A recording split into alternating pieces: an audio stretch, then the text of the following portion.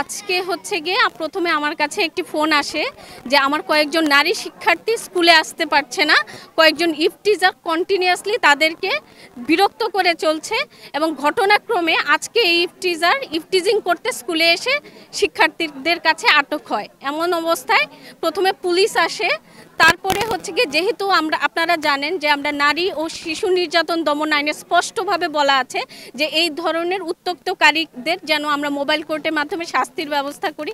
এছাড়াও আমাদের দ্বন্দ্ববিধি 1860-এর 509 ধারায় স্পষ্টভাবে বলা আছে যে নারী বা কিশোরী শিশুদেরকে যে কোনো ধরনের নির্যাতন পথে ঘাটে তাদেরকে ডিস্টার্ব বা ইফটিজিংয়ে আমরা যেন ত্বরিত ব্যবস্থা গ্রহণ করি।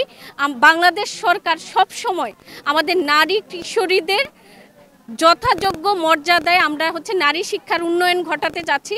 সেই জায়গায় এই ধরনের ইফটিজিং বা অপরাধমূলক কার্যক্রম কখনোই বরদাস্ত করে না এবং আমাদেরকে এক্সিকিউটিভ ম্যাজিস্ট্রেট হিসাবে এই ধরনের অপরাধ প্রতিকার করার জন্য সাথে সাথে যেন আসামি স্বীকারোক্তি নিয়ে, এখানে আপনারা দেখেছেন সবাই ছিলেন, আসামি এক পর্যায়ে স্বীকার করে যে তোমাদেরকে আমি ভালো বলি মন্দ বলি, আমাকে মাফ করে দাও। আপনারা দেখেছেন সে একজন শিক্ষক, এটি প্রতিবাদ করায় শিক্ষককে সে অপমান অসম্মান এবং বিভিন্ন রকম হুমকি প্রদান করে এবং সকলের সামনে সেটিও সে স্বীকার করে সে শিক্ষকের কাছে ক্ষমা চায়।